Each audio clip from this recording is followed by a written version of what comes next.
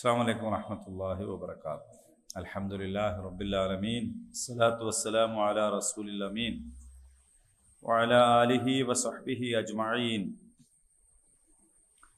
ഖാല അല്ലാഹു തആല ഫിൽ ഖുർആനിൽ മജീദ്. അഊദു ബില്ലാഹി മിനശ് ശൈത്വാനിർ റജീം. യാ أيها الذين آمنوا كتب عليكم الصيام كما كتب على الذين من قبلكم لعلكم تتقون أياما معدودات فمن كان منكم مريضا أو على سفر فعدة من أيام أخر وعلى الذين يطيقونه فدية طعام مسكين فمن تطوع خيرا فهو خير له وأن تصوموا خير لكم إن كنتم تعلمون.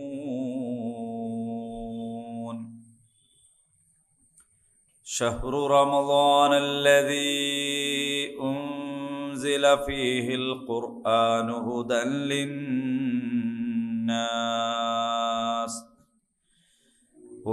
للناس وبينات من الهدى والفرقان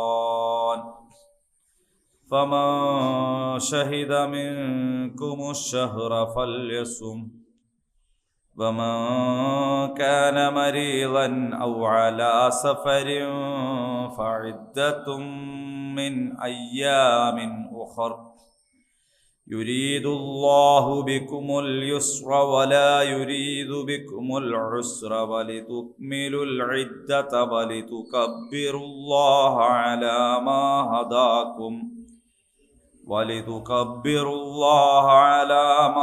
هداكم ولعلكم تشكرون.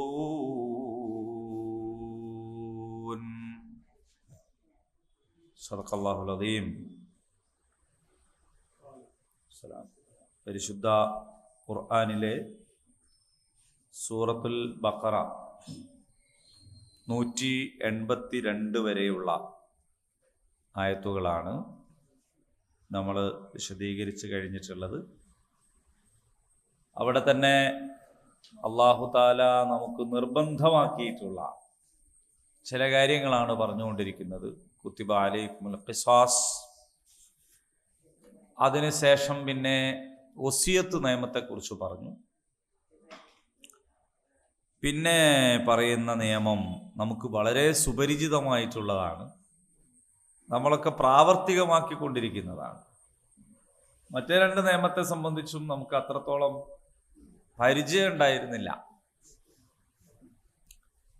പ്രാവർത്തികമാക്കാൻ അള്ളാഹു നിർബന്ധമാക്കിയിട്ടുള്ളതാണ് എന്നുള്ള ഒരു ബോധം പോലും നമുക്ക് വേണ്ടത്ര ഉണ്ടായിരുന്നിട്ടില്ലാത്ത, അങ്ങനെയൊക്കെ ആയിപ്പോയതാണ് സംഗതി വശാൽ രണ്ട് നിയമങ്ങൾ. അപ്പൊ വസിയത്ത് നിയമത്തെക്കുറിച്ച് പറഞ്ഞത് കേൾക്കാത്തവര് ഒന്നുകൂടി കേൾക്കണം, ആ ക്ലാസ്സിന് വരാത്ത ആൾക്കാർ. സലാം. അതിന്റെ വീഡിയോ നമുക്ക് കിട്ടിയിട്ടില്ല. ഇന്ന് ഉണ്ടാവുന്നാ പറയുന്നത് ഇൻഷാ അല്ലാഹ്. അപ്പോൾ അതിനുശേഷമുള്ള ഈ നിയമം നമുക്ക് വളരെ പരിചയമുള്ള നിയമമാണ്. യാ അയ്യുഹല്ലദീന ആമനു, അല്ലയോ മുഅ്മിനീങ്ങളെ, കുത്തിബ നിങ്ങൾക്ക്, കുത്തിബ നിയമമാക്കിയിരിക്കുന്നു, അലൈക്കും നിങ്ങൾക്ക്, നിങ്ങളുടെ മേൽ നിയമമാക്കിയിരിക്കുന്നു. അസ്വിയാം, സൗം, സിയാം നോമ്പ്, വ്രതം, വ്രതാനുഷ്ഠാനം. കമാ കുത്തിബ, ക എന്ന് പറഞ്ഞാൽ പോലെ എന്നാണ്. അല്ലാഹുമ്മ സ്വല്ലി അലാ മുഹമ്മദിൻ വഅലാ ആലി മുഹമ്മദ് കമാ സ്വല്ലൈത അലാ ഇബ്രാഹിം വഅലാ ആലി ഇബ്രാഹിം അല്ലാഹുമ്മ ബാരിക് അലാ മുഹമ്മദിൻ വഅലാ ആലി മുഹമ്മദ് കമാ ബാറക്ത അലാ ഇബ്രാഹിം വഅലാ ആലി ഇബ്രാഹിം. നമ്മൾ സാധാരണ എല്ലാ സ്വലാത്തിലും നമസ്കാരത്തിലും ചൊല്ലുന്ന സ്വലാത്താണ് അല്ലെ, നബിയുടെ മേലുള്ള സ്വലാത്ത്, ഇബ്രാഹിമിയ സ്വലാത്ത്. ക പോലെ. അപ്പോൾ ഖമാ കുതിബ നിയമമാക്കിയതുപോലെ അലല്ലദീന മിൻ ഖബ്ലിക്കും, ഖബൽ മുമ്പ്, നിങ്ങൾക്ക് മുമ്പുള്ളവരുടെ മേൽ നിർബന്ധമാക്കിയതുപോലെ, ലഅല്ലക്കും തത്തഖൂൻ, നിങ്ങൾ തഖ്വ ഉള്ളവരാകാൻ, ഭക്തി പുലർത്തുന്നവരാകാൻ, മുത്തഖീങ്ങളാകാൻ. അയ്യാമൻ മഅദൂദാത്ത്, അയ്യാം യൗമ്, അയ്യാം ദിവസങ്ങൾ, മഅദൂദാത്ത് എണ്ണപ്പെട്ട. ഫമൻ കാന മിൻകും, അപ്പോൾ അങ്ങനെ, മൻ ആര്, കാന ആയി, മിൻകും നിങ്ങളിൽ, ഫമൻ കാന മിൻകും നിങ്ങളിൽ വല്ലവരുമായാൽ, മരീളൻ രോഗി, ഔ അലാ സഫരിൻ, ഔ അല്ലെങ്കിൽ, അലാ സഫരിൻ യാത്രയിൽ, ഫഇദ്ദത്തുൻ ഇദ്ദത്ത് എണ്ണം, ഫഇദ്ദത്തുൻ മിൻ അയ്യാമിൻ ഉഖർ, മിൻ ഇൽ നിന്ന്, അയ്യാം ദിവസങ്ങൾ, ഉഖർ മറ്റേത് വേറെ. വഅലല്ലദീന ഒരു കൂട്ടരുടെ മേലുണ്ട്, യുതീഖൂനഹു അവർക്കത് പ്രയാസപ്പെട്ടുകൊണ്ട് സാധിക്കും, ഫിദിയ, ഫിദിയ പ്രായശ്ചിത്തം. തആമു മിസ്കീൻ, തആം ഭക്ഷണം, മിസ്കീൻ അഗതി. ഫമൻ അപ്പോൾ ആര്, തതവ്വഅ, തതവ്വഅ സ്വന്തം ഇഷ്ടം പോലെ, വോളണ്ടിയറി, സ്വന്തം ഇഷ്ടപ്രകാരം ചെയ്താൽ, എന്ത് ചെയ്താൽ, ഖൈറൻ കൂടുതൽ നന്മ, ഫഹുവ ഖൈറുൻ ലഹു, ഫഹുവ അപ്പോൾ ഹുവ അവന്, ഖൈറുൻ ലഹു അവന് അത് ഉത്തമമാണ്, ഫഹുവ അത് അപ്പോൾ അത്, ഖൈറുൻ ലഹു അവന് ഉത്തമമാണ്. വഅൻ തസൂമു ആരെങ്കിലും നോമ്പ് നോറ്റാൽ, ആരെങ്കിലും നോമ്പെടുത്താൽ, ഖൈറുൻ ലക്കും അതാണ് നിങ്ങൾക്ക് നല്ലത്, ഇൻ കുൻതും തഅലമൂൻ നിങ്ങൾ അറിയുന്നവരാണെങ്കിൽ. ഷഹർ മാസം, ഷഹർ എന്ന് പറഞ്ഞാൽ മാസം, സനത്ത് എന്ന് പറഞ്ഞാൽ കൊല്ലം, യൗമ് എന്ന് പറഞ്ഞാൽ ദിവസം അല്ലേ, വഖ്ത് എന്ന് പറഞ്ഞാൽ സമയം. ഷഹ്റു റമളാൻ, റമളാൻ മാസം, അല്ലദീ എങ്ങനെയുള്ളത്, ഉൻസില ഇറക്കപ്പെട്ടിരിക്കുന്നു, ഫീഹി അതിൽ, അൽ ഖുർആൻ ഖുർആൻ ഇറക്കപ്പെട്ടിരിക്കുന്നു. ഷഹ്റു റമളാൻ അല്ലദീ ഉൻസില ഫീഹിൽ ഖുർആൻ, റമളാൻ മാസം അതിൽ ഖുർആൻ ഇറക്കപ്പെട്ടിരിക്കുന്നു. ഹുദൻ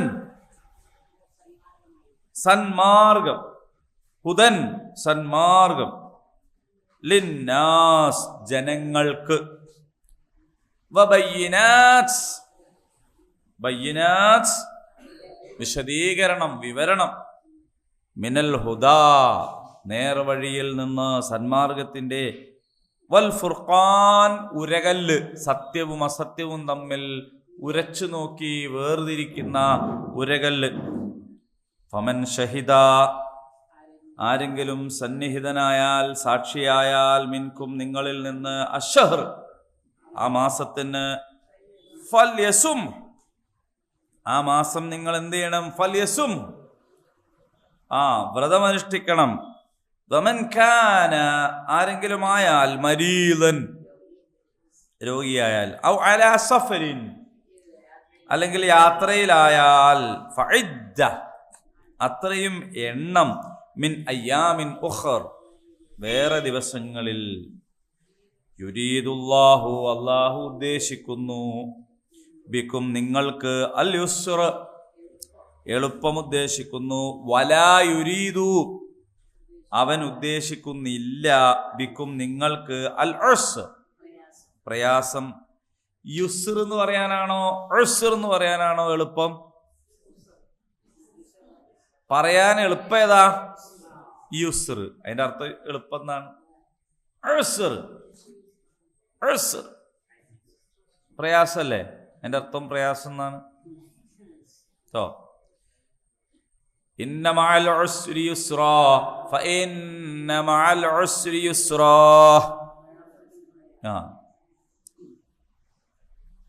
അപ്പൊ വാക്കർത്തൊക്കെ പഠിക്കാൻ എളുപ്പമാണ് കേട്ടോ.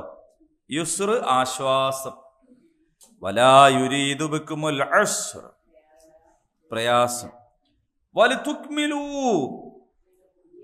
നിങ്ങൾ പൂർത്തിയാക്കാൻ വേണ്ടി, വലിതുക്മിലൂ നിങ്ങൾ പൂർത്തിയാക്കാൻ വേണ്ടി, അൽ ഇദ്ദ എണ്ണം, വലിതുകബ്ബിറുല്ലാഹ നിങ്ങൾ അല്ലാഹുവിനെ മഹത്വപ്പെടുത്താനും, അലാമാ ഹദാക്കും നിങ്ങളെ നേർമാർഗത്തിലാക്കിയതിന്, വലഅല്ലക്കും തഷ്കുറൂൻ നിങ്ങൾ നന്ദി കാണിക്കാൻ വേണ്ടിയും. ഇതാണ് വാക്കർത്ഥം.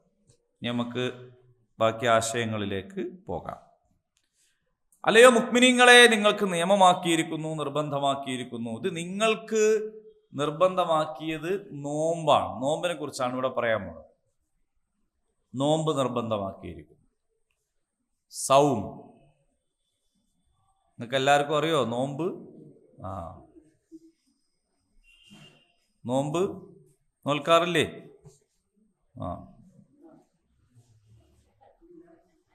അങ്ങനെ ചോദിക്കുമ്പോൾ സംശയമാണ് അല്ലേ? എന്തോ ഒരു കെണി ഉണ്ടോ അതിന്റെ പിന്നിൽ എന്ന്. കുത്തിബ അലൈക്കുമുസ്സിയാം നിങ്ങൾക്ക് നോമ്പ് നിർബന്ധമാക്കിയിരിക്കുന്നു. ഇത് ചോദിക്കണം ശരിക്കും. കാരണം ഇതിന്റെ മുമ്പ് പറഞ്ഞ 2 കുത്തിബയും നമ്മളെത്തില്ലല്ലോ. ഇതിന്റെ മുമ്പ് പറഞ്ഞ 2 കുത്തിബയും ഇല്ലാത്തവരോട് വേറൊരു കുത്തിബ പറയുമ്പോ അതുണ്ടോ എന്ന് ചോദിക്കണതിൽ വിഷമമൊന്നുമില്ല. കാരണം ഈ കുത്തിബ അലൈക്കുമുസ്സിയാം എന്ന് പറഞ്ഞതിന്റെ പേരിലാണ് നോമ്പ് നോൽക്കുന്നത് എങ്കിൽ കുത്തിബ അലൈക്കുമുൽ ഖിസാസ് അവിടെ കിടക്കുന്നുണ്ടല്ലോ. അതിന്റെ ശേഷം വന്ന വസിയത്തും അവിടെ കിടക്കുന്നുണ്ടല്ലോ.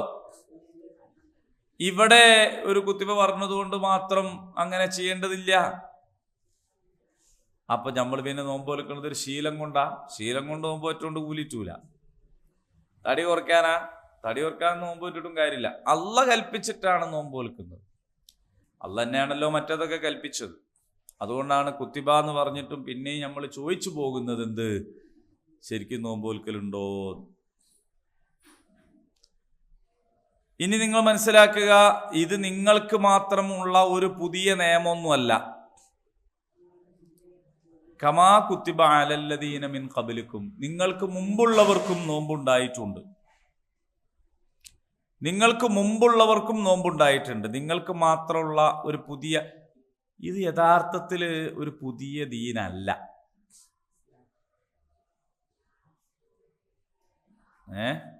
എന്താ പറഞ്ഞത്? പുതിയ ദീനല്ല. നബി സല്ലല്ലാഹു അലൈഹി വസല്ലമയെ കുറിച്ച് മക്കയിലുണ്ടായിരുന്ന ഖുറൈശികൾ പറഞ്ഞു, ഓൻ പുത്തൻവാദിയാണ്, പുതിയ കുറെ സംഗതിയായിട്ട് വന്നിരിക്കണെന്ന്. അപ്പൊ മുഹമ്മദ് നബി സ്വല്ലല്ലാഹു അലൈഹി വസല്ലം എന്താ പറഞ്ഞത്? നിങ്ങളെ കയ്യിലുള്ള എന്താ?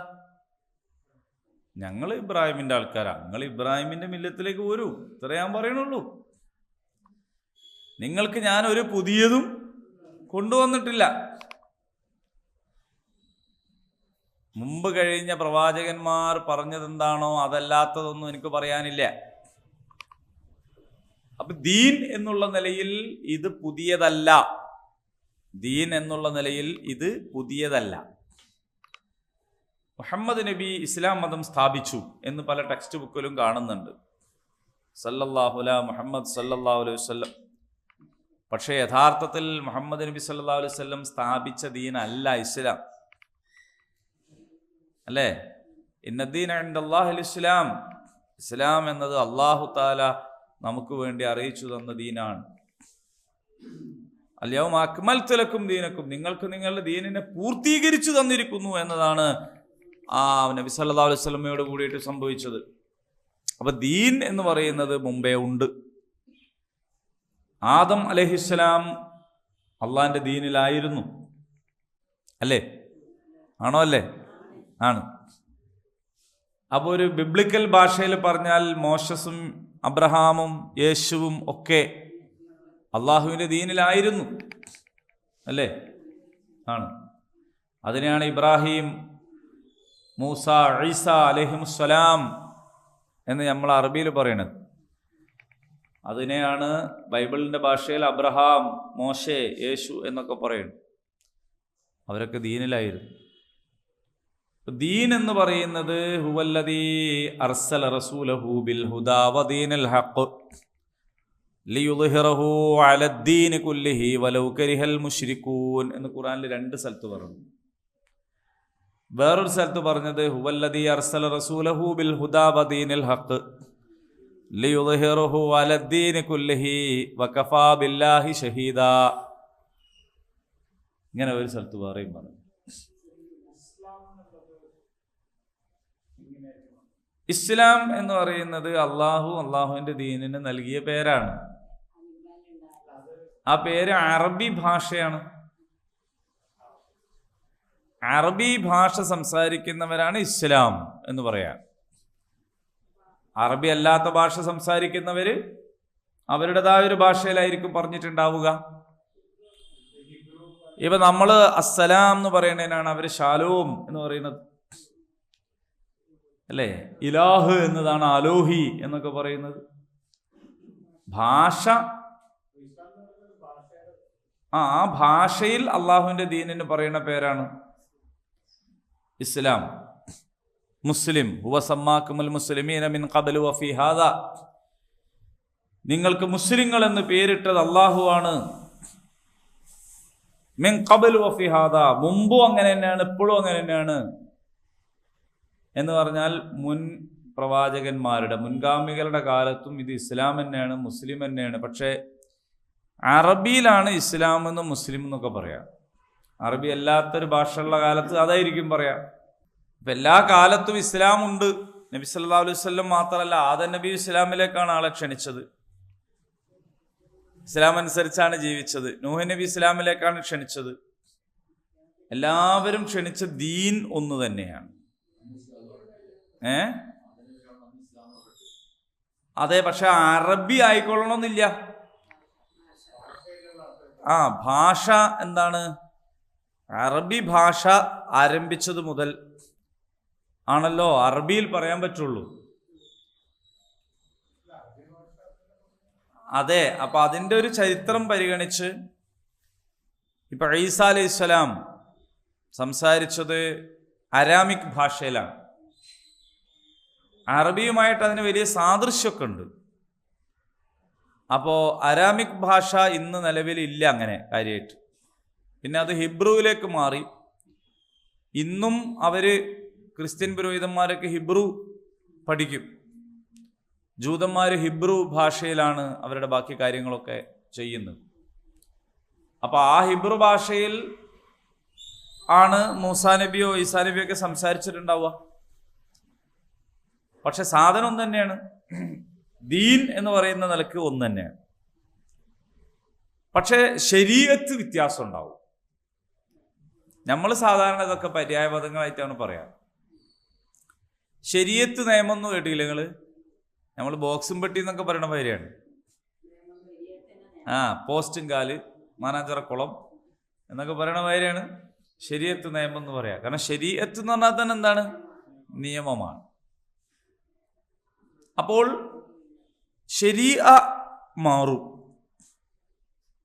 വേഗം മനസ്സിലാവാൻ വേണ്ടിയിട്ട് പറയുകയാണെങ്കിൽ ആദം നബിന്റെ മക്കൾക്ക് തമ്മിൽ കല്യാണം കഴിക്കാൻ പറ്റുമോ? പറ്റൂലേ? പക്ഷേ ഒരു പ്രസവത്തിലുള്ള കുട്ടി അടുത്ത പ്രസവത്തിലുള്ള കുട്ടിനെ കെട്ടാൻ പാടുള്ളൂ എന്നാണ് പറഞ്ഞത്. ഒരേ പ്രസവത്തിൽ ഇരട്ടകളാണ്, ഒരേ പ്രസവത്തിലുള്ളതിനെ കെട്ടരുത് എന്നാണ്. അതിനാണല്ലോ കൊലപാതകമൊക്കെ നടത്തിയത്. ഇന്നും ഒരേ പ്രസവത്തിലത്തെ പറ്റൂല എന്നുള്ളൂ? അല്ല, തീരെ പറ്റൂല. അപ്പൊ അന്നത്തെ ശരിയ അനുസരിച്ച് അന്നത് പറ്റും. എന്തുകൊണ്ട് പറ്റും? അന്ന് അങ്ങനെ അല്ലാണ്ട് പറ്റൂല. എന്നാ പിന്നെ ആദം നബീന്റെ മക്കള് വേറെ ആളെ പോയിട്ട് കല്യാണം കഴിക്കാൻ വേറെ മനുഷ്യന്മാരില്ലല്ലോ. അതാണ് ദീനിന്റെ ഒരു ഫ്ലെക്സിബിലിറ്റി. പരിശുദ്ധ ദീനുൽ ഇസ്ലാം കാലത്തിനനുസരിച്ചാണ് നിയമം. പക്ഷെ ആദം നബിയുടെ കാലത്തും ലാ ഇലാഹ ഇല്ലല്ലാഹ്ക്ക് മാറ്റല്ല, ഇബ്രാഹിം നബിയുടെ കാലത്തും ലാ ഇലാഹ ഇല്ലല്ലാഹ്ക്ക് മാറ്റല്ല, മുഹമ്മദ് നബിയുടെ കാലത്തും ലാ ഇലാഹ ഇല്ലല്ലാഹ്ക്ക് മാറ്റല്ല അലൈഹിമുസ്സലാം, നമ്മളെ കാലത്തും ലാ ഇലാഹ ഇല്ലല്ലാഹ്ക്ക് മാറ്റല്ല. അപ്പൊ ദീൻ ഒന്ന് തന്നെയാണ്, ശരീഅത്തിൽ മാറ്റം ഉണ്ടാവും. ഈ ശരീഅത്തിലെ മാറ്റം, ഇപ്പൊ നോമ്പ്, കമാ കുത്തിബ അലല്ലദീന മിൻ ഖബ്ലിക്കും, എല്ലാ സമൂഹങ്ങൾക്കും നോമ്പുണ്ട് എന്ന് പറഞ്ഞാൽ നമ്മളെപ്പോലെ സുബഹി മുതൽ മഗ്രിബ് വരെ അന്നപാനീയങ്ങളും ലൈംഗിക കാര്യങ്ങളും ഒക്കെ ഉപേക്ഷിച്ച്, നമ്മളെ നോമ്പിനെ കുറിച്ച് നമ്മളെ സഹോദര സമുദായങ്ങൾ പറയുന്നത് ഇത് കഠിനവ്രതാണ് എന്നാണ്. കഠിനവ്രതം, ഒരു തുള്ളി വെള്ളം പോലും ഇറക്കാതെയുള്ള നോമ്പ്. ഓ, എങ്ങനെയാ ഇത് എന്നൊക്കെ ചോദിക്കണത്. നമ്മക്കിങ്ങനെ അല്ലാത്തൊരു നോമ്പിനെ പറ്റി ആലോചിക്കാൻ തന്നെ കഴിയണില്ല അല്ലേ? ഇറച്ചിയും മീനും കൂട്ടാണ്ടിരിക്കുക, സാമ്പാറും തൈര് സാധനമൊക്കെ അടിക്കുക. അപ്പൊ നമുക്ക് തോന്നും അങ്ങനെ ഇപ്പൊ നമുക്ക് എല്ലാ ദിവസവും നോമ്പ് വെച്ചൂടെ. പക്ഷെ അവരുടെ ഒരു നോമ്പ് അങ്ങനെയാണ്. അതേപോലെ അപ്പൊ അവരുടെ നോമ്പ് മഗ്‌രിബിന് തീരൂല അല്ലേ? പിന്നെ ഈ ക്രൈസ്തവരൊക്കെ 40 നോമ്പുണ്ട്, 50 നോമ്പ്, അങ്ങനെ പലതും ഉണ്ട്. അപ്പൊ നമുക്ക് തോന്നും 50 100 തന്നെ വെച്ചൂടേത്. കാരണം എന്താ? ചില സാധനങ്ങളാണ് പറ്റാത്തത്. ഇഷ്ടമുള്ളത് ഒഴിവാക്കുക. ഒരണക്കിന് നമ്മളെ സംബന്ധിച്ച് അപ്പൊ ശരി തന്നെയാണ്, നമുക്കെല്ലാം ഇഷ്ടമാണല്ലോ, തിന്നലും കുടിക്കലൊക്കെ ഇഷ്ടമാണല്ലോ. അപ്പൊ ഇതിനെ പറ്റി അവർ പറയുന്നത് കഠിനവ്രതം എന്നാണ്. അപ്പൊ അവരുടെ നോമ്പ് എന്തേ അങ്ങനെ എന്ന് ചോദിച്ചാൽ, ഒരു പക്ഷേ അവരുടെ ശരീരത്തിലുള്ള നോമ്പ് നമ്മുടെ ശരീരത്തിലുള്ള നോമ്പ് പോലെ ആവണമെന്നില്ല. നമ്മുടെ നിസ്കാരം പോലെ തന്നെ 5 വക്ത് നിസ്കാരം ഇതേപോലെ തന്നെ അല്ല അതിന് മുമ്പുള്ള നിസ്കാരം. സ്വലാത്തുണ്ട്, സ്വലാത്തും സിയാമും ഒക്കെ ഉണ്ട്. പക്ഷെ അതൊക്കെ വിശദാംശങ്ങളിൽ വ്യത്യാസം ഉണ്ടാകും ഓരോ ശരീരത്തിനനുസരിച്ച്. ഇപ്പോ മറിയം റളിയല്ലാഹു അൻഹയോട് അള്ളാഹു പറഞ്ഞല്ലോ, എന്നോട് വന്നിട്ട് ഓരോരുത്തരിങ്ങനെ ചോദിക്കുകയാണെങ്കിൽ നിനക്ക് നോമ്പാണെന്ന് പറഞ്ഞേക്ക്, മിണ്ടണ്ട. അപ്പൊ ആ നോമ്പായ മിണ്ടണേനെന്താ? അതെ, അത് മിണ്ടണ്ടാത്ത നോമ്പാണ്, അത് മൗനവ്രതമാണ്. അത് നമ്മളെ ശരീരത്തിലില്ല. നമ്മുടെ ശരീരത്തിൽ മൗനവ്രതമില്ല. പക്ഷെ അന്ന് മൗനവ്രതാണെന്ന് ഇപ്പൊ ആംഗ്യം കാണിച്ചിട്ടുണ്ടാവും, മൗനവ്രതാണ്, മിണ്ടാൻ പറ്റൂല. എന്നിട്ട് പിന്നെ തൊട്ടിലുള്ള കുട്ടിയാണ് പിന്നെ സംസാരിച്ചത് അല്ലേ? അപ്പൊ ആ മൗനവ്രതം നമ്മളെ ശരീരത്തിലില്ല. അപ്പൊ ശരീഅത്തുകൾ മാറും, പക്ഷേ ദീൻ മാറുകയില്ല. അപ്പൊ ദീനും ശരീഅത്തും തമ്മിൽ എന്തുണ്ട്? ആ അർത്ഥത്തിലുള്ള ഒരു വ്യത്യാസം. അപ്പൊ അടിസ്ഥാനം തത്വം എന്താണ്? ദീനാണ്. അതിന്റെ പ്രാക്ടീസിങ് ആണ്, പ്രാക്ടിക്കൽ സൈഡാണ് എന്ത്? ശരീഅത്ത് എന്ന് പറയുന്നത്. ആ ശരീഅത്തിന് തന്നെ വ്യത്യസ്തമായ ഘട്ടങ്ങളുണ്ട്, മുൻഗണനകളുണ്ട്, സാഹചര്യങ്ങളുണ്ട്, ഒക്കെ ഉണ്ട്. നമ്മളെ കാലത്തും ഉണ്ട്.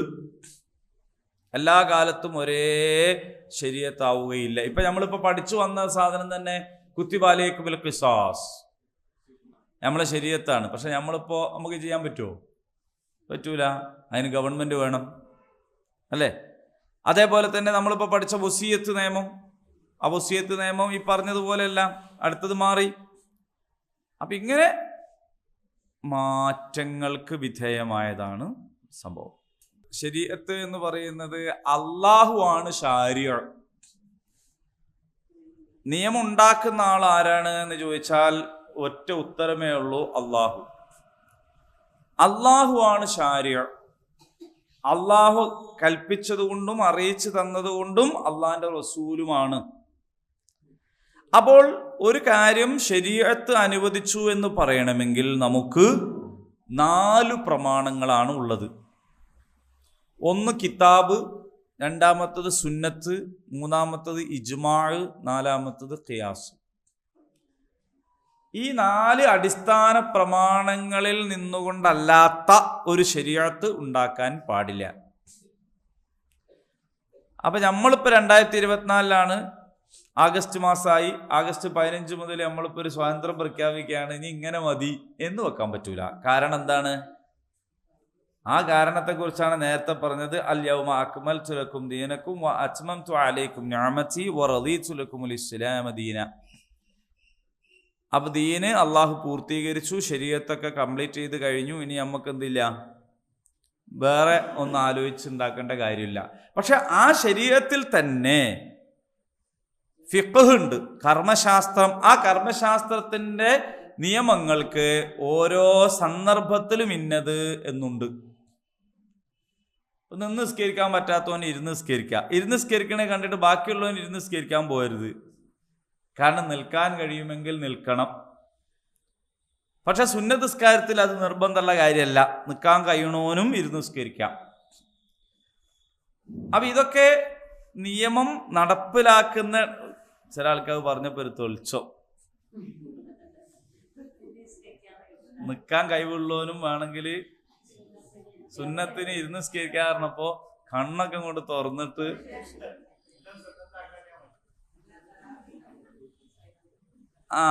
തറാവീഹിന്റെ കേസ് വേറെയാണ്. അതിന്റെ പേരെന്നെ ഖിയാമുൽ ലൈൽ എന്നാണ്. ഒരു സാധനം നിൽക്കാനായിട്ട് തീരുമാനിച്ചു പോയതിന് വേറെ ഒരു സംഗതിയാണ്. അപ്പോ നമ്മൾ അതിലേക്ക് പോകണ്ട. അപ്പൊ ഏതായാലും ശരീഅത്തിൽ തന്നെ എന്തുണ്ട്, കാലം, സമയം, സന്ദർഭം, അവസരം ഒക്കെ അനുസരിച്ച് നമുക്ക് ഫത്വകൾ മാറിക്കൊണ്ടിരിക്കും. അങ്ങനെ ഒരു സംഗതിയുണ്ട്. അപ്പൊ നിങ്ങളുടെ മുൻഗാമികൾക്ക് നിർബന്ധമാക്കിയതുപോലെ എന്ന് പറഞ്ഞാൽ എല്ലാ കാലത്തുള്ളവർക്കും നോമ്പുണ്ടായിരുന്നു എന്ന് മനസ്സിലാക്കാൻ പറ്റും. നമ്മുടെ സഹോദര സമുദായ അംഗങ്ങളിൽ പലരുടെയും വ്രതാനുഷ്ഠാനം ഒരു പക്ഷേ ആ കാലത്തെ ശരീഅത്തിന്റെ തുടർച്ചയോ അതിൽ അല്പമൊക്കെ കൂട്ടിച്ചേർത്തതോ ചിലതൊക്കെ വിട്ടുപോയതോ ആയ നിലയിലായിരിക്കാം. അങ്ങനെ തന്നെ ഒന്നും പറയാൻ പറ്റൂല. കാരണം ഓല് ഈ പ്രമാണത്തിന് അത്രത്തോളം എന്തില്ല. നമ്മൾ എന്തുകൊണ്ടാണ് അതിങ്ങനെ നിലക്കണെന്ന് വെച്ചാൽ, ഇപ്പം ഇത് ഈ ഇസ്ലാമിനെ പറ്റി പല ആൾക്കാരും പറയും, പല ആൾക്കാരും ഇസ്ലാമിനെ തെറ്റിദ്ധരിച്ചിട്ട് പറയും ഇസ്ലാമിൽ ഒരു പരിഷ്കരണവും നടക്കുന്നില്ല, അതാണ് അവരുടെ ഏറ്റവും വലിയ പ്രശ്നം. നിങ്ങൾ നോക്കൂ, ഹിന്ദു മതത്തിൽ എന്തെല്ലാം പരിഷ്കരണങ്ങൾ നടത്തി, ക്രൈസ്തവതയിൽ എന്തെല്ലാം പരിഷ്കരണങ്ങൾ വരുത്തി, ഇസ്ലാമിൽ ഒരു പരിഷ്കരണവും ഇല്ല, 1400 കൊല്ലം മുമ്പുള്ള എന്നാണ് ഇപ്പോഴും. അതൊരു കുറ്റായിട്ടാണ് എടുത്തു പറയാ. യഥാർത്ഥത്തിൽ ഇത് എന്താണ്, ഇത് പരിഷ്കൃതമാണ് എന്നതാണ് ഇതിന്റെ സംഗതി. ഇതിലുള്ള സംഗതികൾ എന്താന്ന് ചോദിച്ചാൽ, ഇതിലേക്ക് വല്ല അനാചാരങ്ങളും കൂട്ടിച്ചേർത്തിട്ടുണ്ടെങ്കിൽ ആ അനാചാരം കഴുകി ഒഴിവാക്കിയാൽ മതി. ഇത് അസിൽ അവിടെ നല്ലതുണ്ട്. അതുകൊണ്ടാണ് ഇതിൽ വേറൊരു പരിഷ്കരണത്തിന്റെ ആവശ്യം വരാത്തത്. കാരണം നമ്മുടെ അനന്തരാവകാശ നിയമമാണെങ്കിലും നമ്മുടെ വേറെ ഏത് നിയമമാണെങ്കിലും ആരാധനാനുഷ്ഠാനങ്ങളാണെങ്കിലും ഇതെല്ലാം നേരത്തെ പറഞ്ഞല്ലോ ആയത്തിൽ, യുരീദുല്ലാഹു ബിക്കുമുൽ യുസ്ർ വലാ യുരീദു ബിക്കുമുൽ ഉസ്ർ, നിങ്ങൾക്ക് പ്രയാസം ഉദ്ദേശിക്കുന്നില്ല, എളുപ്പം മാത്രം ഉദ്ദേശിക്കുന്നുള്ളൂ എന്നതാണ് അതിൻ്റെ അടിസ്ഥാനം. അതാണ്, ഒരാളും പ്രയാസപ്പെടാൻ പാടില്ല, എളുപ്പമാണ് ഉദ്ദേശിക്കുന്നത്. അപ്പം മുൻഗാമികൾക്കുള്ള ശരീഅത്ത് അത് വേറെയാണ്, നമുക്കുള്ള ശരീഅത്ത് അള്ളാഹു പഠിപ്പിച്ചു തന്നിരിക്കുന്നു. ഓരോരുത്തർക്കും തോന്നിയ പോലെ നിയമം ഉണ്ടാക്കാൻ പാടില്ല. മനസ്സിലാകുന്നുണ്ടോ? ലഅല്ലക്കും തത്തഖൂൻ, നിങ്ങൾ തഖ്വയുള്ളവരായേക്കാം, ഭക്തി പുലർത്തുന്നവരായേക്കാം. ഇനി അപ്പൊ ഞാനിവിടെ ഒരുപാട് കാര്യങ്ങൾ ഇപ്പൊ പറഞ്ഞു. ശരിക്കും പറഞ്ഞാൽ വിശദീകരിച്ച് പഠിക്കേണ്ടതും മനസ്സിലാക്കേണ്ടതും ആയതൊക്കെ ഞാൻ ഒറ്റവാക്കിൽ പറഞ്ഞു പോയതാണ്. അതിൽപ്പെട്ടൊന്നാണ് ദീനും ശരീഅത്തും തമ്മിലുള്ള വ്യത്യാസം. ദീൻ എന്ന് പറയുന്നതും ശരീഅത്ത് എന്ന് പറയുന്നതും തമ്മിൽ വ്യത്യാസമുണ്ട്. നമ്മളത് പലപ്പോഴും തമ്മിൽ വലിയ വ്യത്യാസം ഇല്ലാണ്ടൊക്കെയാണ് പറയലെങ്കിലും വ്യത്യാസമുണ്ട്. അപ്പോൾ അതിൻ്റെയൊക്കെ ദീന് ഒരു കാലത്തും മാറൂല. നമ്മൾ ചിലപ്പോൾ പറഞ്ഞു പോകുന്നത് ദീനിൽ യാതൊരു വിട്ടുവീഴ്ചയും ചെയ്യാൻ പാടില്ല എന്ന് പറഞ്ഞാൽ നമ്മൾ ചിലപ്പോൾ അർത്ഥാക്കുക ശരീഅത്തിൽ വിട്ടുവീഴ്ച ചെയ്യാൻ പാടില്ല എന്നായിരിക്കും. അങ്ങനെ മനസ്സിലാക്കി പോകുന്നതുകൊണ്ട് ഉണ്ടാകുന്ന കുറേ തകരാറുകളുണ്ട്. ശരീഅത്തിൽ ഓരോ സന്ദർഭത്തിനനുസരിച്ച് ശരീഅത്ത് മാറും. അപ്പൊ നമ്മൾ ചോദിക്കുക, അപ്പൊ ദീൻ ഇങ്ങനെ മാറി കളിക്കുക? ദീനല്ല മാറി കളിക്കുന്നത്. അങ്ങനല്ല, അങ്ങനെ മാറാൻ പറ്റൂല. അത് ശരീഅത്ത് അസില് മാറൂല. അതേ സമയത്ത് ശരീഅത്തിന്റെ ഇപ്പൊ നമ്മൾ ഈ പറഞ്ഞ ആയത്തന്നെ ഉദാഹരണമായിട്ട് എടുത്തോളൂ. ഈ ആയത്തന്നെ ഉദാഹരണമായിട്ട് എടുത്തോളൂ. കുത്തിബ അലൈക്കുമുൽ ഖിസാസ്, കൊന്നവന്റെ കാര്യത്തിലാണല്ലോ പറഞ്ഞത്. പ്രതിക്രിയ നിയമമാണ്, നിർബന്ധം. ഈ നോമ്പ് നിർബന്ധം എന്ന് പറഞ്ഞ മാതിരി തന്നെയാണ്. പക്ഷെ ആ നിയമം നമുക്കിപ്പോൾ നടപ്പിലാക്കാൻ കഴിയുമോ? പറ്റുമോ? പറ്റൂല. അപ്പോ ശരീഅത്ത് മാറിയോ? മാറിയിട്ടില്ല. ഈ ശരീഅത്തിൽ തന്നെ ആ സന്ദർഭത്തിനനുസരിച്ചാണ് ഓരോ കാര്യങ്ങളും നമുക്ക് നിർബന്ധാവുന്നു, നിർബന്ധാവാതിരിക്കുന്നത്. ഇപ്പൊ ജുമാ നിർബന്ധല്ലേ? ജുമാ നിർബന്ധല്ലേ? എന്നിട്ട് നിങ്ങൾ കൊറോണക്ക് പള്ളിയിൽ പോയോ? പോയില്ല. ദീന് മാറിയോ? അത് ശരി. ഇത്രയേ ഉള്ളൂ നിങ്ങളെ ദീന്. ഒരു കോവിഡ് അവിടെ എവിടെ ഉണ്ടാകുമ്പോഴേക്ക് നിങ്ങൾക്ക് ഇപ്പൊ ജുമാ വരല്ലേ? നിങ്ങൾ ദീന് പോയോന്ന് വെച്ചാൽ പോയില്ല. അപ്പൊ നമ്മളെ ദീന് എന്താണ്? ദീന് തന്നെയാണ്. ഷറയില് ചെറിയൊരു മാറ്റം ഉണ്ടായി. എന്താ മാറ്റം? നിങ്ങൾക്ക് ഒരുമിച്ച് കൂടാൻ പറ്റാത്ത സാഹചര്യം വന്നാൽ നിങ്ങൾക്ക് ജുമാ എന്തല്ല? നിർബന്ധമല്ല. അപ്പൊ മാറി. അപ്പൊ അത് മാറുന്നത് കണ്ടിട്ട് ഒരാൾ ചോദിക്കണം, നിങ്ങൾ ദീന് മാറിയില്ലേ? ഇതുവരെ എങ്ങനെയല്ല ദീന്, ഇപ്പൊ ദീന് ഇങ്ങനെ ആയെന്ന് വെച്ചാൽ ദീന് മാറിയിട്ടൊന്നുമില്ല. ശരീഅത്തിലെ വികാസക്ഷമതയാണത്. അങ്ങോട്ടും ഇങ്ങോട്ടൊക്കെ പോകാൻ പറ്റുന്ന ഒരു സാഹചര്യം അതിനുണ്ടാവും. പക്ഷെ അതും പറഞ്ഞ മാതിരി എന്നാ അന്നേരം പോയില്ലല്ലോ എന്ന് വിചാരിച്ച് പിന്നെ പോവാത്തവരുണ്ട്. അത് കുറേ ഉണ്ട്. അന്ന് നിന്നതാ, പിന്നെ രണ്ടാമത് തുടങ്ങിയിട്ടില്ല. ചിലത് അങ്ങനെ ഉണ്ടല്ലോ.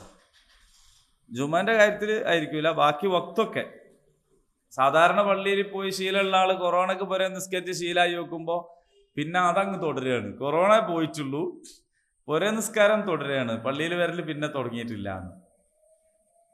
അപ്പോൾ അങ്ങനെ ആവാൻ പറ്റൂല. ആ കാലം അത് മാറിയ ഇതും മാറണം. ശരീഅത്തിൽ മാറ്റം വരും. അത് യഥാർത്ഥത്തിൽ ശരീഅത്തിന്റെ അടിസ്ഥാനം മാറുകയല്ല ചെയ്യുന്നത്. അടിസ്ഥാനം അവിടെ തന്നെ ഉണ്ട്. നിയമങ്ങൾക്ക് മാറ്റം ഉണ്ടാവും. ഇനി ഇന്ന് തന്നെ നമ്മൾ ഈ നാട്ടിൽ ജീവിക്കുന്നവർക്കുള്ള അതേ വ്യവസ്ഥ ആയിരിക്കുകയില്ല സൗദി അറേബ്യയിൽ. അവിടെ വേറെ തന്നെ ശരീഅത്തിന്റെ വേറെ ഭാഗങ്ങൾ നടപ്പിലാക്കാൻ ഉള്ള സാധ്യത അനുസരിച്ച് അവിടെ മാറും. ഇതൊന്നും ആയിരിക്കില്ല ഗസയിൽ, ഫലസ്തീനിൽ. അവിടെ മാറും. ഇങ്ങനെ അങ്ങോട്ടും ഇങ്ങോട്ടൊക്കെ എന്ത് ചെയ്യും? മാറും. പക്ഷെ ദീൻ ഒന്ന് തന്നെയാണ്. ലാ ഇലാഹ ഇല്ലല്ലാഹ് മുഹമ്മദ് റസൂലുള്ളാഹ്. അതിൽ മാറ്റം. ഇനി എന്നാണ് നോമ്പ് നോൽക്കേണ്ടത്? അയ്യാമം മഅദൂദാത്ത്. എല്ലാ ദിവസവും കുത്തിബാലേക്കും സിയാമല്ല. നോമ്പ് നിർബന്ധമാണെന്ന് പറഞ്ഞിട്ട് എന്നാ പിന്നെ ഇനി എല്ലാ ദിവസവും നോമ്പാണോ? അല്ല. അയ്യാമം മഅദൂദാത്ത്, എണ്ണപ്പെട്ട ദിവസങ്ങളിലാണത്. ഈ എണ്ണപ്പെട്ട ദിവസങ്ങൾ ഏത് എന്ന കാര്യത്തിൽ ചില വിദ്വാൻമാർ സ്വയംകൃത നിയമങ്ങൾ ഉണ്ടാക്കാൻ ശ്രമിക്കുന്നു. അയ്യാമൻ മഅദൂദാത്ത്, എണ്ണപ്പെട്ട ദിവസങ്ങൾ. അതുപോലെ എണ്ണാണ് ഞായർ, തിങ്കൾ, ചൊവ്വ, ബുധൻ, വ്യാഴം, വെള്ളി, ശനി. തീർന്നു. പിന്നെ എട്ടാമത്തത് ഏതാ ദിവസം? ഞായർ പിന്നെയും തുടങ്ങും. അപ്പൊ നേരത്തെ എണ്ണി ഞായർ തന്നെ. അപ്പൊ എണ്ണപ്പെട്ട ദിവസങ്ങൾ എന്ന് പറഞ്ഞാൽ എത്രയാണ്? 7. അപ്പൊ നമ്മക്ക് എത്ര ദിവസം നോമ്പ് വെച്ചാൽ 7 ദിവസം. അങ്ങനത്തെ കൂട്ടരുണ്ട്. അപ്പൊ 7 ദിവസം അവൾക്ക് നോമ്പ്. അപ്പൊ അതിൻ്റെ അകത്ത് തന്നെ പിന്നെ ഒരു ഗ്രൂപ്പ് വേറെ ഉടലെടുത്തു. അതെന്താ വെച്ചാൽ യൗമ് എന്ന് പറഞ്ഞ ദിവസം, യൗമാൻ എന്ന് പറഞ്ഞാൽ 2 ദിവസം, അയ്യാം എന്ന് പറഞ്ഞാല് 3 ദിവസം, അല്ലെങ്കിൽ 2-ലധികം. അപ്പൊ 3 ദിവസം നോമ്പ്. അങ്ങനെയുള്ളവരൊക്കെ ഉണ്ട് നമ്മളെ നാട്ടില്. നിങ്ങൾ അങ്ങനത്തെ ആരെങ്കിലും കണ്ടിരിക്കോ? അൽഹംദുലില്ലാ. കാണാൻ തന്നെ ഇടവരാതിരിക്കട്ടെ. കാരണം എന്ന് പറഞ്ഞാൽ അന്ധക്കേടിന്റെ ഊക്കാണ്. അപ്പൊ എന്താ കാര്യം എന്ന് ചോദിച്ചാൽ, ഖുർആന് ഞാൻ പറഞ്ഞല്ലോ, പണ്ട് വടകരുണ്ടായിരുന്ന ഒരാളെ പറ്റിയിട്ട്, അഖിമിസ്സലാത്ത ലിദിക്രി, എന്നെ ഓർമ്മിക്കാൻ വേണ്ടി നിസ്കാരം നിലനിർത്തുക. എന്നാൽ ഇയാൾ നിസ്കരിക്കൂല. അപ്പൊ എന്താ? എനിക്ക് ഓർമ്മയുണ്ട്. അള്ളാഹ് പറഞ്ഞത് എന്താ? എന്നെ ഓർമ്മിക്കാൻ നിസ്കരിക്കുക. എനിക്ക് അള്ളാഹിനെ ഓർമ്മയുണ്ട്. നിങ്ങൾക്ക് ഓർമ്മയില്ല, നിങ്ങൾ നിസ്കരിച്ചോളി. നിസ്കരിക്കുന്നതിന് ഞാൻ എതിരല്ല, പക്ഷെ എനിക്ക് അതിൻ്റെ ആവശ്യമില്ല. കാരണം അള്ളാഹ് പറഞ്ഞത് എന്നെ ഓർമ്മിക്കാൻ നിസ്കരിക്കുക എന്നാണ്. എനിക്ക് അള്ളാഹിനെ നല്ല ഓർമ്മയാണ്. എനിക്ക് ഇപ്പോഴും കൂടി ഓർമ്മ അയച്ചോളൂ. അതുകൊണ്ട് നിങ്ങൾക്ക് ഓർമ്മയില്ല, നിങ്ങൾ നിസ്കരിച്ചോളൂ. ഇതിൻ്റെയൊക്കെ ഒരു പ്രശ്നം എന്താന്ന് ചോദിച്ചാല്, എങ്ങനെയാണ് ഖുർആനിൽ നിന്ന് നിയമങ്ങൾ സ്വീകരിക്കേണ്ടത് എന്ന അടിസ്ഥാനം പഴച്ചു പോകുന്നത് കൊണ്ടാണ്. ഖുർആൻ ഇങ്ങനെ അട്ടത്തൊന്നും വീണ് ഇങ്ങനെ കിടക്കുന്ന ഒരു സാധനമല്ല. നമ്മൾ പാഞ്ഞു പോയി അതിൻ്റെ അകത്ത് നോക്കിയിട്ട് നമ്മൾ തന്നെ സ്വന്തമായിട്ട് ഇങ്ങനെ ആലോചിച്ചുണ്ടാക്കി കൊണ്ടുപോകേണ്ട ഒരു കേസില്ല. യത്ലു അലൈഹിം ആയാതിഹി വയുസക്കീഹിം വയുഅല്ലിമുഹുൽ കിതാബ വൽ ഹിക്മ. ഇത് പഠിപ്പിച്ചരാനും ഇത് ഓതിത്തരാനും ഇതനുസരിച്ച് നമ്മളെ സംസ്കരിക്കാനും അല്ലാഹു തആല ഒരാളെ പറഞ്ഞു വെച്ചാണ്, സല്ലല്ലാഹു അലാ മുഹമ്മദ് സല്ലല്ലാഹു അലൈഹി വസല്ലം. പിന്നെ നമ്മൾ ഈ അയ്യാമമാദൂതാത്ത് എന്ന് പറഞ്ഞാൽ എന്തായിരിക്കും? അത് 7 ആണോ, അത് 3 ആണോ, അത് എങ്ങനെ ആയിരിക്കും? ഇഞ്ചാതി ഏജാറിനൊന്നും നിൽക്കേണ്ടിയില്ല. പിന്നെ നമ്മൾ ആകെ ചെയ്യേണ്ടത് എന്താന്ന് വെച്ചാൽ, ഈ ആയത്ത് ഓതി തന്ന ആള്, ഇത് പഠിപ്പിച്ചു തന്ന ആള് എങ്ങനെ നോമ്പ് നോറ്റു എന്ന് നോക്കേണ്ട പ്രശ്നം വരുന്നുള്ളൂ. അപ്പൊ അയ്യാമ മഅദൂദാത്ത് എന്ന് പറഞ്ഞാൽ അത് എത്ര ദിവസമാണ് എന്നത് ഈ ആയത്ത് കൊണ്ടുവന്ന നബി എന്താണോ പഠിപ്പിച്ചെന്നത് അത് മാസം മുഴുവനും നോമ്പൊൽക്കലാണ്. അത് 29 ദിവസമാണോ? ചിലപ്പോൾ ആയിരിക്കും. 30 ആണോ? ചിലപ്പോൾ ആയിരിക്കും. ചിലപ്പോൾ 29 ആയിരിക്കും, ചിലപ്പോൾ 30 ആയിരിക്കും. എന്തായാലും ഒരു മാസമാണ്. അറബി മാസം ചിലപ്പോൾ 29 ആയിരിക്കും, ചിലപ്പോൾ 30 ആയിരിക്കും. അതുകൊണ്ട് റമദാൻ ചിലപ്പോൾ 29 ആയിരിക്കും, അല്ലെങ്കിൽ 30. 31 ഉണ്ടാവുമോ? ഉണ്ടാവില്ല. 28 മതിയാക്കാൻ പറ്റുമോ? പറ്റൂല. എന്നാൽ 29 അല്ലെങ്കിൽ 30. ഇങ്ങനെയാണ് നബി സല്ലല്ലാഹു അലൈഹി വസല്ലം ഇത് ചെയ്ത് കാണിച്ചത് എന്നതുകൊണ്ട് നമ്മുടെ മുമ്പിൽ പിന്നെ ഇത് വിരലിന്റെ മുകളിൽ ഇങ്ങനെ എണ്ണി ഇടങ്ങാറാവേണ്ട കാര്യം ഇല്ല. അപ്പോ ഖുർആനിൽ നിന്ന് നിയമം സ്വീകരിക്കേണ്ടത് എങ്ങനെയാണ് എന്നുള്ള അടിസ്ഥാനം മറന്നുപോയാൽ യുദില്ലു ബിഹി കസീറൻ വയഹ്ദി ബിഹി കസീറ, ഇതിൽ ധാരാളക്കണക്കിന് ആളുകൾ വഴിവഴിച്ചു പോയിട്ടുണ്ട്, കുറെ ആൾക്കാർ ഹിദായത്തിലായിട്ടുണ്ട് എന്ന് ഖുർആൻ തന്നെ പറയാണ്. അപ്പൊ ഖുർആനിൽ നിന്ന് എങ്ങനെ നിയമം സ്വീകരിക്കണം എന്ന് മനസ്സിലാക്കാതെയാണ് ഇതിനെ സമീപിക്കുന്നതെങ്കിൽ അത് വഴിവഴക്കലായി പോകും. അപ്പൊ അതുകൊണ്ട് 3 ആണോ 7 ആണോ 9 ആണോ നമ്മളെ സംബന്ധിച്ച് ഒരു ബേജാറുമില്ല. കാരണം ഈ അയ്യാമ മഅദൂദാത്ത് ഓതിത്തന്ന അതേ ആള് തന്നെ യത്ലു അലൈഹിം ആയാതിഹി ഓതിത്തന്നിട്ട് പോയതല്ല. വയുസക്കീഹിം വയുഅല്ലിമുഹുൽ കിതാബ വൽ ഹിക്മ, പിന്നെ ഈ കിതാബ് പഠിപ്പിച്ചു തന്നിട്ടുണ്ട്. അപ്പൊ എത്ര ദിവസമാണ്? ആ മാസം മുഴുവനാണ്. ഫമൻ കാന മിൻകും മരീളൻ ഔ അലാ സഫരിൻ ഫഇദ്ദത്തും മിൻ അയ്യാമിൻ ഉഖർ, ആ ദിവസങ്ങളിൽ നിങ്ങൾ ആരെങ്കിലും രോഗിയാണോ, യാത്രയിലാണോ, അങ്ങനെയാണെങ്കിൽ മറ്റു ദിവസങ്ങളിൽ അത്രയും എണ്ണം തികയ്ക്കണം. വഅലല്ലദീന യുതീഖൂനഹു ഫിദിയത്തുൻ തആമു മിസ്കീൻ, ഏറെ പ്രയാസത്തോടെ മാത്രം നോമ്പെടുക്കാൻ കഴിയുന്നവർ പ്രായശ്ചിത്തമായി ഒരഗതിക്ക് ആഹാരം നൽകണം. അപ്പൊ കഴിവുള്ളവർ എന്നല്ല, യുതീഖൂനഹു എന്ന് പറഞ്ഞാൽ പ്രയാസത്തോടു കൂടി ചെയ്യാൻ കഴിയുന്നവർ, പ്രയാസത്തോടു കൂടി ചെയ്യാൻ കഴിയുന്നവർ എന്നാണ്. അവരെന്ത് ചെയ്യണം എന്ന് വെച്ചാൽ അഗതിക്ക് ആഹാരം കൊടുക്കണം. അങ്ങനെ കൊടുക്കുമ്പോ ഫമൻ തതവ്വഅ ഖൈറൻ ഫഹുവ ഖൈറുൻ ലഹു, എന്നാൽ ആരെങ്കിലും സ്വയം കൂടുതൽ ചെയ്താൽ അത് അവന് നല്ലത്. കൂടുതൽ അഗതികൾക്ക് ഭക്ഷണം കൊടുത്താൽ അത് നല്ല കാര്യം തന്നെയാണ്. വഅൻ തസൂമു ഖൈറുൻ ലക്കും, എന്നാല് നിങ്ങൾക്ക് നല്ലത് നോമ്പെടുക്കൽ തന്നെയാണ്. ഇൻ കുൻതും തഅലമൂൻ, നിങ്ങൾ അറിയുന്നവരാണെങ്കിൽ ചെയ്യേണ്ട പണിയാണത്. നിങ്ങൾക്ക് വിവരം ഉണ്ടെങ്കിൽ അങ്ങനെയാണ് നിങ്ങൾ ചെയ്യേണ്ടത്. റമദാൻ മാസം വരട്ടെ, ഇവർ യാത്ര പോവാ എന്ന് വിചാരിക്കരുത്, മനസ്സിലായോ? നിങ്ങൾ യാത്രയിലാണെങ്കിൽ നിങ്ങൾ അന്ന് നോമ്പ് വെൽക്കണ്ടല്ലോ. അപ്പൊ യാത്ര, ടൂറ്, ട്രിപ്പ് നിശ്ചയിക്കുമ്പോൾ തന്നെ എന്ത് ചെയ്യാ? അടക്കടക്ക് ശാബാനായിട്ടേ ഉള്ളൂ, 2 ആഴ്ച കഴിയട്ടെ എന്നിട്ട് പോവാ. എന്നാലോ യാത്രയിലാണെങ്കിൽ നമുക്ക് നോമ്പെടുക്കണ്ടല്ലോ. അങ്ങനല്ല, നിങ്ങൾക്ക് നോമ്പെടുക്കൽ തന്നെയാണ് നല്ലത്. നോമ്പാണ് ഖൈർ. കാരണം അത് നിങ്ങൾക്ക് ഖൈറായിട്ട് അള്ളാഹ് ഉണ്ടാക്കി തന്നൊരു സംഗതിയാണ്, അതാണ് ഖൈർ. ഷഹ്റു റമദാൻ, ഏതാണ് ഈ മാസം എന്നറിയുമോ? റമദാൻ മാസം. എന്താ മാസത്തിന്റെ പ്രത്യേകത? അല്ലദീ, അതെങ്ങനെയുള്ളതാണ്, ഏതൊന്നാണ്? ഉൻസില ഫീഹി, അത് ഇറക്കപ്പെട്ടിരിക്കുന്നു. അൽ ഖുർആൻ, ഖുർആൻ ഇറക്കപ്പെട്ട മാസം. അപ്പൊ ഖുർആൻ ഇറക്കപ്പെട്ടു എന്ന് പറഞ്ഞാൽ എങ്ങനെയാണ്? ഖുർആൻ ഇറക്കപ്പെട്ടു എന്നാൽ എങ്ങനെയാണ്? ഖുർആൻ അള്ളാഹു ലൗഹുൽ മഹ്ഫൂദിലാണ് സൂക്ഷിച്ചത്. ഫീ ലൗഹിം മഹ്ഫൂദ്, അല്ലേ? ലൗഹുൽ മഹ്ഫൂദ് എന്ന് പറഞ്ഞാൽ സുരക്ഷിതമായ ഫലകം. പണ്ട് ലൗഹ് എന്ന് പറഞ്ഞാൽ സ്ലേറ്റ് എന്നേന്. ഇപ്പൊ മാറിയോന്ന് ചോദിച്ചാൽ മാറിയിട്ടല്ല, പണ്ട് സ്ലേറ്റേ അറിയുള്ളതിന് മനുഷ്യന്. എഴുതി വെക്കുന്ന ഒരു പലക എന്ന് പറഞ്ഞാൽ പണ്ട് നമ്മൾ മനസ്സിലാക്കിയത് സ്ലേറ്റ് എന്നേന്.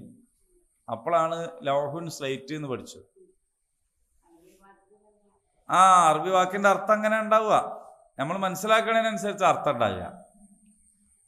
പിന്നീട് CD വന്നു നോക്കുമ്പോൾ അതിനും ലൗഹ് എന്നാണ് പറയാ. ഇപ്പോ CD ഒന്നല്ല, അല്ലാതെയുള്ള രേഖപ്പെടുത്തി വെക്കാൻ പറ്റുന്ന, അപ്പൊ അതിന് ആ പേര് വന്നു. അലഖ് എന്ന് പറഞ്ഞാൽ രക്തപിണ്ഡം എന്നതിന് പണ്ട് അർത്ഥം പറഞ്ഞു. അന്ന് അത്ര അറിഞ്ഞുള്ളൂ ഇതിനും. ഇപ്പൊ രക്തപിണ്ഡം ഒന്നല്ല അലക്ക് എന്ന് പറഞ്ഞാൽ. അപ്പൊ എന്താ കാര്യം എന്ന് വെച്ചാൽ, അതല്ലാത്ത ഭ്രൂണശാസ്ത്രം വികാസം പ്രാപിച്ചപ്പോ മനസ്സിലായി ഇതിനെപ്പറ്റി അല്ല പറഞ്ഞത്, തൊട്ടതിനോടെല്ലാം ഒട്ടുന്ന വേറൊരു സംഗതിയാണ്. അത് അതുകൊണ്ടാണ് പറഞ്ഞത് ഖുർആൻ നമുക്ക് മനസ്സിലാവുക, നമ്മൾ ഇങ്ങനെ മനസ്സിലാവുന്നതിനനുസരിച്ച് ഖുർആൻ കൂടുതൽ കൂടുതൽ മനസ്സിലാവുന്നതാണ്. ഖുർആന്റെ ഒരു ശേഷിയാണ്. അപ്പോൾ അല്ലാഹു തആല ഏതോ ഒരു ചിപ്പിൽ വളരെ സുരക്ഷിതമാണ്. അതിങ്ങനെ വൈറസ് കയറുകയെ അല്ലെങ്കിൽ പിന്നെ ജാമായി പോവേ ഡാറ്റ ബ്ലോക്കായി പോവേ ഒന്നും ചെയ്യൂല. ഇപ്പൊ അടുത്തെന്താ സംഭവിച്ച് കമ്പ്യൂട്ടറിൽ? നിങ്ങളാരോ അറിഞ്ഞീനോ? വിൻഡോസ് എന്തായിപ്പോയി? നിങ്ങളാരോ അറിഞ്ഞീനോ? അറിഞ്ഞില്ലാത്തവർക്ക് സമാധാനം, അറിഞ്ഞവൽക്കും സമാധാനം. സുലൈമാൻ മുസ്ലിയാരെ സോപ്പിന്റെ മാതിരിയാണ്. സുലൈമാൻ മുസ്ലിയാരെ സോപ്പ് വാങ്ങുന്നവർക്കും ലാഭം, വാങ്ങാത്തവർക്കും ലാഭം എന്നായിരുന്നു. വാങ്ങുന്നവർക്ക് ലാഭം, വാങ്ങാത്തവർക്കും ലാഭം. അതെങ്ങനെയാന്ന് എന്നോട് ചോദിക്കണ്ട. അപ്പൊ വിൻഡോസ് കണ്ണടച്ചു. അപ്പോ സത്യം പറഞ്ഞാല് ലോകം നിശ്ചലമായി പോവാണ്. കുറെ ആൾക്കാർ ഫ്ലൈറ്റൊക്കെ മിസ്സായി. എന്താ ചെയ്യാ? മൊത്തം നിങ്ങളൊക്കെ ഡോക്ടറെ അടുത്ത് പോയാൽ നിങ്ങളെ ഫോൺ നമ്പർ പറഞ്ഞു കൊടുത്താൽ മതി. പഴയ സീട്ടും കൊണ്ടൊന്നും പോകണ്ട. സീറ്റുണ്ടോ എല്ലാരെങ്കിലും ഇപ്പം ആശുപത്രിയിൽ പോകുമ്പോൾ? പണ്ടാണെങ്കിൽ വലിയൊരു കവറ് നിറച്ചു കംപ്ലീറ്റ് സീറ്റുമായിട്ടാണ് പോവുക. എന്നിട്ട് ഇതിങ്ങനെ പറഞ്ഞിട്ടുണ്ടാവും പിന്നെയും. ഇപ്പൊ ഒന്നും വേണ്ട, നിങ്ങളെ ഫോൺ നമ്പർ പറഞ്ഞു കൊടുത്താൽ ഫയല് നേരെ കൺസൾട്ടിങ് റൂമിൽ എത്തൂ അല്ലേ? നിങ്ങളവിടെ പോയിരുന്നാൽ മതി. അതുപോലെ കമ്പ്യൂട്ടറിൽ നോക്കിയിട്ട് അന്ന സംഗതികളൊക്കെ അങ്ങനെ എല്ലാം രേഖപ്പെടുത്തി വെച്ചതാണ്. ഈ രേഖപ്പെടുത്തി വെച്ച സാധനം നന്നൊക്കെ പോയിപ്പോ ഒരു പോക്കാണ്. കണ്ട ഹോസ്പിറ്റലിലുള്ള കംപ്ലീറ്റ് സംഗതി പോകും.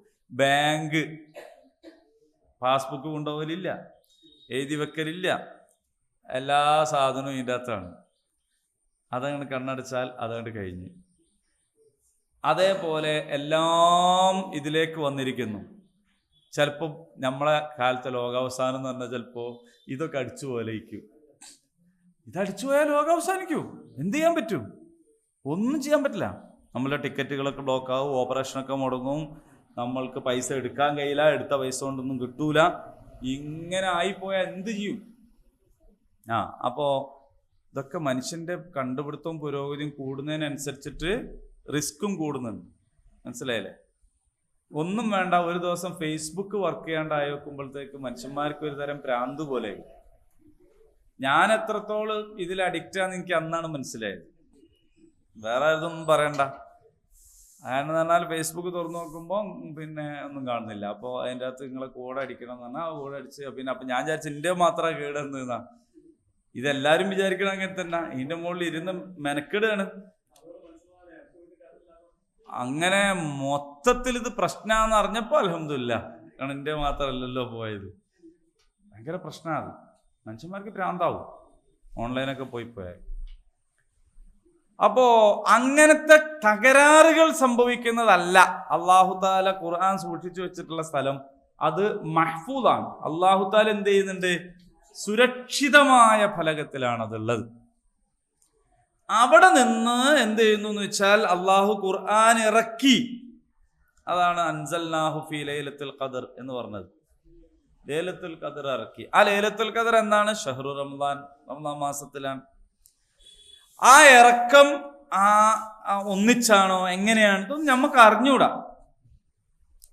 ഒരു പക്ഷേ അല്ലാഹു തആല പരിശുദ്ധ ഖുർആൻ മൊത്തത്തിൽ തന്നെ അള്ളാഹുവിന്റെ റസൂലിന്റെ ഹൃദയത്തിലേക്ക് ആദ്യം തന്നെ ഇറക്കിയിട്ടുണ്ടാവും.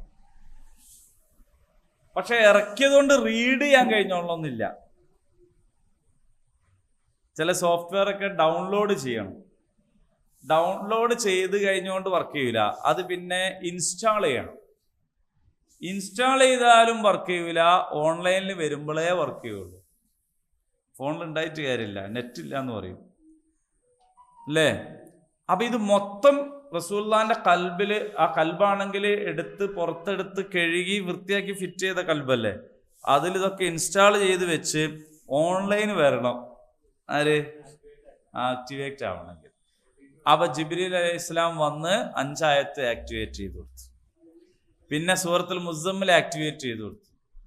ഇങ്ങനെ 6236 ആയത്തിന്റെ ആക്ടിവേഷൻ നടന്നത് 23 years കൊണ്ടാണ്. നിങ്ങൾ ആൽഫ യുഗത്തിലെ കുട്ടികളോട് ഇങ്ങനെ പറഞ്ഞു കൊടുത്താൽ അവർക്ക് കുറച്ചുകൂടി തിരിയും.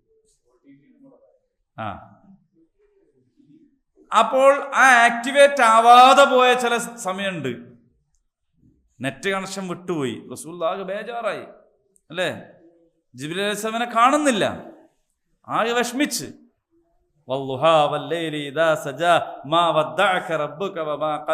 ഇല്ല, മൊത്തം കണക്ഷൻ കട്ട് ചെയ്തിട്ടില്ല, താങ്കളെ ഉപേക്ഷിച്ചിട്ടില്ല, ഇതാ തന്നിരിക്കുന്നു അടുത്തത് എന്ന് പറഞ്ഞ് ആശ്വസിപ്പിച്ചുകൊണ്ടാണ് പിന്നെ ആയത്ത് വന്നത്. അപ്പൊ അതിൻ്റെ ഇടയിൽ ഇത് കട്ടായി. എന്തായാലും അല്ലാഹു തആല പരിശുദ്ധ ഖുർആൻ ഇറക്കിയ മാസം ഏതാണ്? റമദാൻ മാസം. ഓരോ സംഗതിക്ക് അനുബന്ധമായിട്ടാണ് ആയത്തിറങ്ങുക. ഉദാഹരണം പറഞ്ഞാല് തബ്ബൻ ലക യാ മുഹമ്മദ്, നശിച്ചുപോട്ട മുഹമ്മദ് എന്ന് അബൂലഹബ് പറഞ്ഞപ്പോഴാണ് തബ്ബത് യദാ അബീ ലഹബിൻ വതബ്ബ് എന്ന് ഇറങ്ങിയത്. പക്ഷെ അബൂലഹബ് പറഞ്ഞതിന്റെ ശേഷമല്ല അല്ലാഹ് അത് ഖുർആനിൽ രേഖപ്പെടുത്തിയത്. അപ്പൊ അത് അബൂലഹബ് പറയാണ്ട് തന്നെ എന്തേ രേഖപ്പെടുത്തി വെച്ചത് എന്ന് ചോദിച്ചാൽ അവിടെയാണ് നമ്മക്ക് തിരിയാത്തത്. നമ്മക്ക് തിരിയൂല, അള്ളാഹ്ക്ക് തിരിയുള്ളൂ. നമ്മക്കെല്ലാം തിരിയൂല എന്നാണല്ലോ ആദ്യം തന്നെ പറഞ്ഞെന്ന്. അലിഫ് ലാം മീം ഇതുവരെ തിരിഞ്ഞില്ലല്ലോ. ഹിദായത്ത് ചോദിച്ചപ്പോൾ അള്ളാഹ് ആദ്യം തന്നെ പറഞ്ഞത് അലിഫ് ലാം മീം, നിങ്ങൾക്കെല്ലാം തിരിയൂല. അലിഫ് ലാം മീം എന്താ ഇപ്പോൾ തിരിഞ്ഞില്ല? എല്ലാം തിരിയൂല എന്ന് ഒരാൾക്ക് തിരിയലാണ് ഹിദായത്തിന്റെ ആദ്യത്തെ വഴി.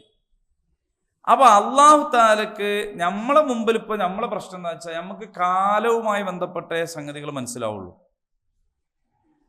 ഞാൻ നാളെ പോയി എന്ന് നമ്മളോട് ഒരാൾ പറഞ്ഞാൽ നമുക്ക് മനസ്സിലാവും ഓന് വർത്താനം പറയാൻ അറിഞ്ഞുകൂടാന്ന്. ഞാൻ നാളെ പോയി എന്ന് പറയാൻ പറ്റുമോ? പറ്റൂല. അപ്പൊ നമ്മളെ അടുത്തുള്ള വിവരം ഇന്ന് ഇപ്പോൾ വരെയുള്ളതാണ്. നാളത്തേനെ കുറിച്ച് നമുക്ക് അറിയോ? അറിയില്ല. അല്ലാഹു തആലക്ക് അങ്ങനല്ല. അള്ളാഹ്ക്ക് നാളെ എന്താണെന്ന് അറിയാം.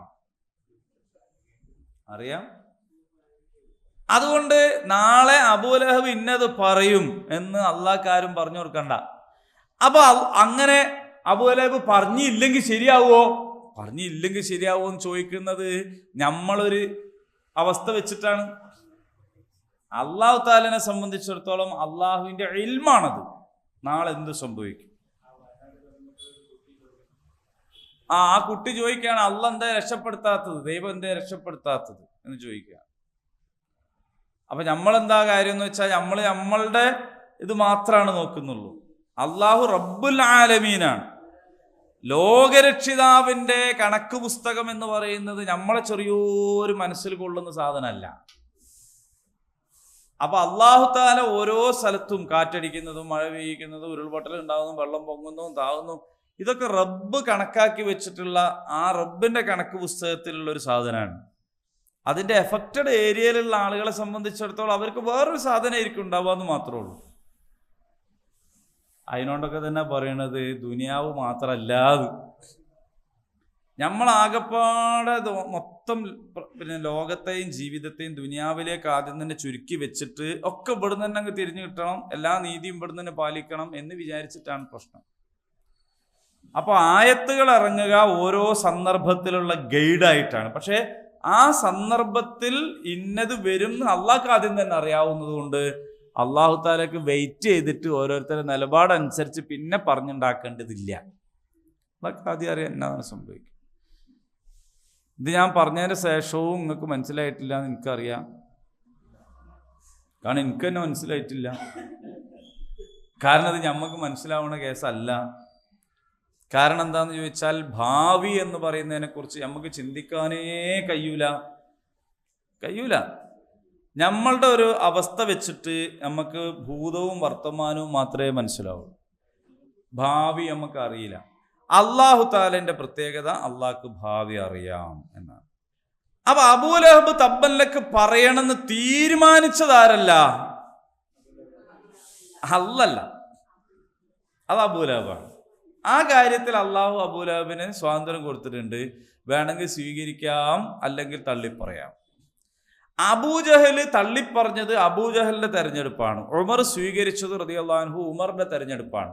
ഉമർ തെരഞ്ഞെടുക്കണം എന്നും സ്വീകരിക്കണമെന്നും അബൂജഹൽ തള്ളിപ്പറയണമെന്നും അള്ളാഹു എന്താക്കൂല, നിർബന്ധിക്കൂല.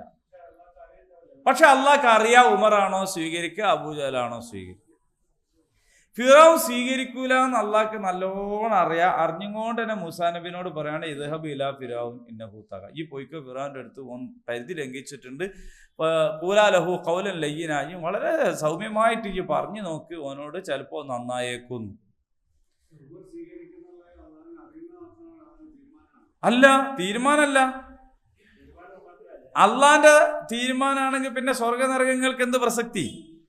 ഇപ്പൊ നമ്മളൊക്കെ മുഅ്മിനീങ്ങളായി, അള്ള തീരുമാനിച്ചു. കുറെ എണ്ണം കാഫിറായി, അതും അള്ള തീരുമാനിച്ചു. പിന്നെ അള്ള തന്നെ ഒരാളെ തീരുമാനിച്ച നരകത്തിലിടുക. ഫൽ യുക്മിൻ, ആർക്കാണോ ഓരോരുത്തരും ആരെ ഉദ്ദേശിച്ചോ ഓൽക്ക് മുഅ്മിനാവാം, അല്ലേ? ചോയ്സ്, ഇമ്മാ ഷാക്കിറ ഇമ്മാ കഫൂറ. പക്ഷെ അള്ളാഹ്ക്ക് അറിയാം ആ ചോയ്സ് ആരൊക്കെ സ്വീകരിക്കും. അത് അള്ളാന്റെ അറിവാണ്, അള്ളാന്റെ എന്തല്ല, തീരുമാനമല്ല. നബി സല്ലല്ലാഹു അലൈഹി വസല്ലം പ്രാർത്ഥിച്ചിട്ട് ആ പ്രാർത്ഥന സ്വീകരിച്ചിട്ടില്ല. എഴുതി വെച്ചത് എന്താന്ന് ചോദിച്ചാല് അള്ളാഹു സുബ്ഹാനഹു വ തആലയുടെ അറിവാണ്.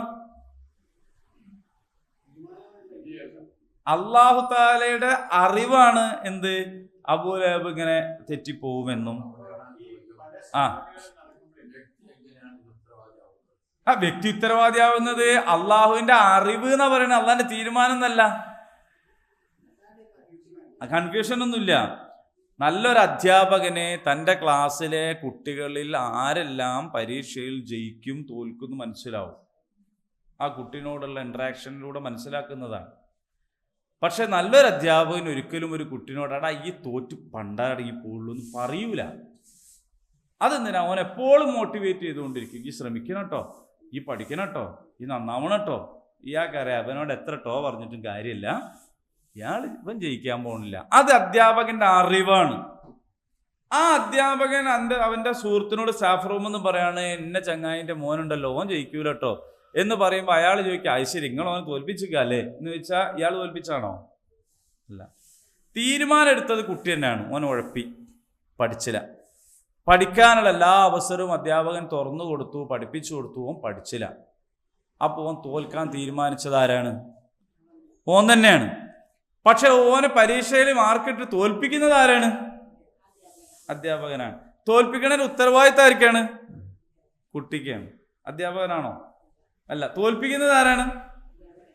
നിങ്ങളതിന് പറയേ മോമലിക്ക, കൈ വെക്കല്ലേ തലയിൽ. ആരാണ് തോൽപ്പിക്കുന്നത്? മാർക്കിട്ട് കൊടുത്ത് തോൽപ്പിക്കുന്നത് ആരാണ്? അധ്യാപകനാണ്. അപ്പൊ അധ്യാപകനല്ലേ തോൽപ്പിച്ചത്? അധ്യാപകനല്ലേ തോൽപ്പിച്ചത്? അപ്പൊ ആരെ കൊണ്ടാണ് തോറ്റത്? ഒരു മിനിറ്റ്, ഇത് തീരുമാനമാകട്ടെ. ആരെ കൊണ്ടാണ് തോറ്റത്? കുട്ടിനെ കൊണ്ടാണ് തോറ്റത്. തോൽപ്പിച്ചത് ആരാണ്? അപ്പൊ അധ്യാപകനല്ലേ തോൽപ്പിച്ചത്? ഇതാണ് സംഭവം. അതായത് അല്ലാഹു തആലക്ക് അറിയാം ഇന്നാള് നരകത്ത് പോകും.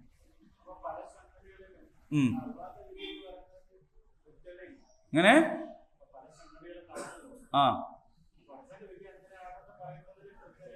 അല്ല, കൃത്യത ഉണ്ട്. ആ കൃത്യത ഇങ്ങനെയാണ്. അധ്യാപകനാണ് തോൽപ്പിച്ചത് എന്ന് പറയുന്നത് പോലെയാണ്. അങ്ങനെ പറ്റൂല. കാരണം ഉത്തരവാദിത്തം ആർക്കാണ്? തോൽപ്പിച്ചത് അധ്യാപകനാകുന്നത് എന്തുകൊണ്ടാണ്? കുട്ടി ഉത്തരം എഴുതാത്തത് കൊണ്ടാണ്. കുട്ടി ഉത്തരം എഴുതാത്തവരെ തോൽപ്പിക്കുക എന്നത് ആരുടെ തീരുമാനമാണ്? അധ്യാപകന്റെ തീരുമാനമാണ്. പക്ഷെ അധ്യാപകനല്ല കുട്ടി തോറ്റതിന്റെ ഉത്തരവാദിത്വം. ആർക്കാ ഉത്തരവാദിത്വം? കുട്ടിക്ക് തന്നെയാണ്. പക്ഷെ കുട്ടി തോൽക്കുമെന്ന് നല്ലൊരു അധ്യാപകൻ നേരത്തെ അറിയാം. അത് ഏതുപോലെയാണ്? എന്നാ അങ്ങനെ അറിയുന്നു എന്നുള്ളത് കൊണ്ട് ഈ കുട്ടി പരീക്ഷയ്ക്ക് ഇങ്ങനെ ഉത്തരം എഴുതിക്കൊണ്ടിരിക്കുക. അധ്യാപകൻ ഇങ്ങനെ നോക്കുമ്പോൾ മനസ്സിലായിട്ടുണ്ട് പൊട്ടത്തെറ്റ എഴുതണത്, ഒരു കഥയില്ലാന്ന്. പക്ഷെ ഓൻ പിന്നെ എണീറ്റുണ്ട്, സാർ ഒരു പേപ്പർ എന്ന് പറഞ്ഞാല് എന്തിനാ ചങ്ങായി പേപ്പർ വയ്ക്കള്, എനിക്ക് തരൂലെന്ന് പറയോ? ഇല്ല, വേഗം പോയിട്ട് നല്ലൊരു പേപ്പർ സീലടിച്ച് ഒപ്പിട്ടിട്ട് ഓന് പിന്നെയും കൊടുക്കും എഴുതിക്കോന്ന്. ഇങ്ങനെ അവൻ എഴുതിക്കൊണ്ടിരിക്കണ കാണുമ്പോ അപ്പുറത്ത് എടുത്തന്നെ സങ്കടം, എത്ര ചങ്ങായി എഴുതുന്നത്, കണ്ടമോൻ എഴുതുണ്ടല്ലോ, ഓനേക്ക് ഫസ്റ്റ് റാങ്ക് എന്ന് വെറുതെ വിചാരിക്കുക. ഓനൊരു റാങ്കും ഇല്ല. കാരണം എന്താ? എഴുതിനൊക്കെ വേറെന്തല്ലോ ആണ്. അപ്പൊ ഈ പരീക്ഷാ ഹാളിൽ വെച്ച് അധ്യാപകൻ ഒരിക്കലും കുട്ടിയുടെ വിവരത്തിനനുസരിച്ചല്ല പെരുമാറുക. കുട്ടിന്റെ വിവരത്തിനനുസരിച്ച് പെരുമാറൂല അധ്യാപകൻ. അവിടുത്തെ നിയമം പാലിക്കുള്ളൂ. എന്താ? പേപ്പർ വെച്ചാൽ കൊടുക്കണം, കൊടുത്തു. ആ സമയത്തിന് പേപ്പർ വാങ്ങും, അല്ലേ? നല്ല ഉത്തരം, നമ്പർ 1 ഉത്തരം എഴുതി, എന്നാ ഓന് 15 മിനിറ്റ് കൂടി കൊടുക്കട്ടെ, ഓന് നല്ല എഴുതിക്കോട്ടെ അധ്യാപകൻ വിചാരിക്കൂല. അപ്പൊ സൽക്കർമ്മം ചെയ്യുന്നവനും ജീവിത വിഭവം കൊടുക്കും, നീ ദുഷ്ടത്തരം ചെയ്യുന്നവന് ജീവിത വിഭവം കൊടുക്കും. അത് റബ്ബിനറിയാം ഓൻ ഇതൊക്കെ വാരി കൂട്ടാ നരകമെന്ന്. പക്ഷെ എന്നാലും ഓന് കൊടുക്കും. ഏതാ? പ്രാർത്ഥനയുടെ റോൾ എന്ന് പറഞ്ഞാൽ ഒരാളുടെ സന്മാർഗത്തിന്റെയും സൽക്കർമ്മത്തിന്റെയും പ്രകടമായ രൂപമാണ് പ്രാർത്ഥന. ആ പ്രാർത്ഥനയിലൂടെ അയാൾ എന്ത് ചെയ്യും? കൂടുതൽ നന്മയിലേക്ക് മാർക്കിടാൻ അധ്യാപകന് സഹായം ചെയ്യാണ് ചെയ്യുന്നത്.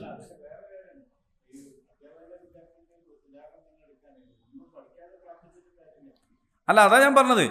ആ പ്രാർത്ഥന നമ്മളെ ജീവിതത്തെ സംബന്ധിച്ച് പറയുകയാണെങ്കിൽ സൽക്കർമ്മം ചെയ്യുന്നതിലേക്കുള്ള വലിയ പ്രചോദനമാണ്. അല്ല, അങ്ങനെ വെറും പ്രാർത്ഥന ഇല്ല ദീനില്. ദീനുൽ ഇസ്ലാമിലെ ദുആ എന്ന് പറയുന്നത് എന്താണ്? പ്രവർത്തനത്തോടൊപ്പമാണ്. പ്രവർത്തനമില്ലാത്ത ദുആ നിഫാഖാണ്. നിഫാഖിന് പിന്നെ ഒരു കാര്യമില്ലല്ലോ.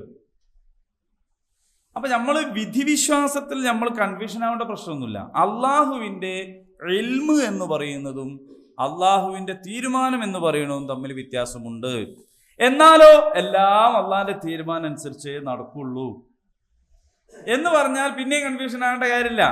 എല്ലാ കുട്ടികളെയും മാർക്ക് നോക്കുന്നതും ജയിപ്പിക്കുന്നതും തോൽപ്പിക്കുന്നതും ഒക്കെ അധ്യാപകനാകുന്നു. കുട്ടി അങ്ങനെ ആവണം തീരുമാനിക്കുന്ന കുട്ടിയാണ്. ഓൻ പഠിക്കാണ്ടിരുന്നാല് ഓൻ അങ്ങനെ ആവും. ഓൻ പഠിച്ചാല് ഓൻ ജയിക്കും. പഠിക്കാത്ത കുട്ടിനെ തോൽപ്പിക്കണത് അധ്യാപകനാണ്. പക്ഷെ കുട്ടി തോറ്റതിന്റെ ഉത്തരവാദിത്തമായിരിക്കല്ല, കുട്ടിക്കാണ്, അധ്യാപകനല്ല. നമ്മൾ നരകത്ത് പോയാൽ പോവാണ്ടിരിക്കട്ടെ, പോയാൽ അതിന്റെ ഉത്തരവാദിത്വം നമ്മക്കാണ്. സ്വർഗത്ത് പോവാണെങ്കിൽ അതിന്റെ ഉത്തരവാദിത്വം നമ്മക്കാണ്. സ്വർഗത്തിലാക്കണത് ആരാണ്? അള്ളയാണ്. നരകത്തിലാക്കണത് ആരാണ്? അള്ള തന്നെ. അതുകൊണ്ടാണ് നാം നരകത്തിൽ എറിയുമെന്ന് പറയുന്നത്. ശരി, ഈ എറിഞ്ഞിട്ടല്ലേ എന്ന് വെച്ചിട്ട് കാര്യമില്ല. അള്ള നരകത്തിൽ എറിയണവരുടെ കൂട്ടത്തിലേക്ക് നമ്മൾ പോയി നിന്നിട്ടാണ്. അതാണ്.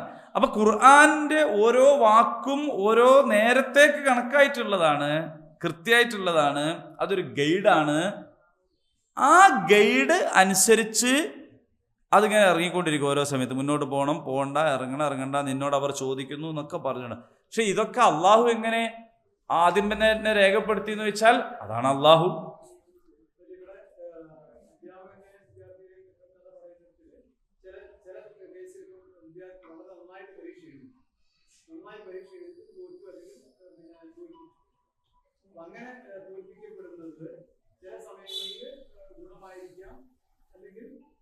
അല്ല, അത് അള്ളാന്റെ കേസിൽ ഉണ്ടാവില്ല.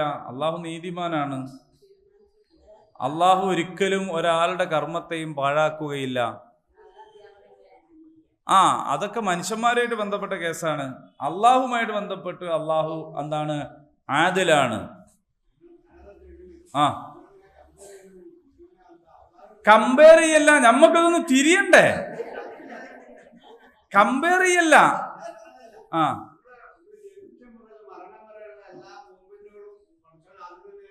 തീരുമാനം ഇല്ല, അള്ളാഹുവിന് അറിയാമെന്നാണ്.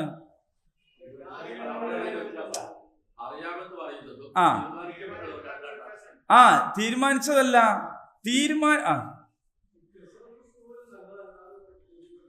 എന്താണ്? അല്ല, കസറത്ത് സൂവലിലേക്ക് പോകില്ലത്. അതിന് മുമ്പ് നമ്മൾ നിർത്തും.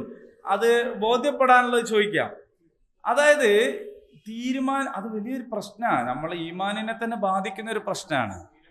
നിങ്ങൾ ആലോചിച്ച് നോക്കൂ, ഇതൊക്കെ വിട്, ഞാൻ പറഞ്ഞ എല്ലാം നിങ്ങൾ വിട്. നിങ്ങൾ സ്വന്തം അക്കലിനോട് നിങ്ങൾ ചോദിക്കൂ, ഒരു കൂട്ടരെ അള്ളാഹു 4-ാം മാസത്തിൽ തന്നെ തീരുമാനിച്ചു വെച്ചിരിക്കുകയാണ്, ഇയാൾ കള്ളനാകും, ഇയാൾ കാഫറാകും എന്ന് അള്ളാഹു തീരുമാനിച്ചു എന്ന് പറഞ്ഞാൽ പിന്നെ ഖുർആൻ എന്തിനാ, നബി എന്തിനാ? മൻസൂർക്ക, ഇവിടെ ഒരു പ്രശ്നമുള്ള എന്താ അറിയോ? 4-ാം മാസത്തിൽ തന്നെ മൻസൂർ മുത്തക്കയാവുമെന്ന് തീരുമാനിച്ചു. 4-ാം മാസത്തിൽ തന്നെ ഷിയാബ് കാഫറാവുന്നു അള്ളാഹ് തീരുമാനിച്ചു എന്ന് വെക്കുക. പിന്നെ ഖുർആൻ എന്തിനാ, നബി എന്തിനാ, പിന്നെ അറിവ് എന്തിനാണ്? നബ്തലീഹി, അള്ളാഹു പറയാണ് നിങ്ങളെ പരീക്ഷിക്കാനാണ് എന്ന് പറഞ്ഞാൽ എന്തായാലും അർത്ഥം?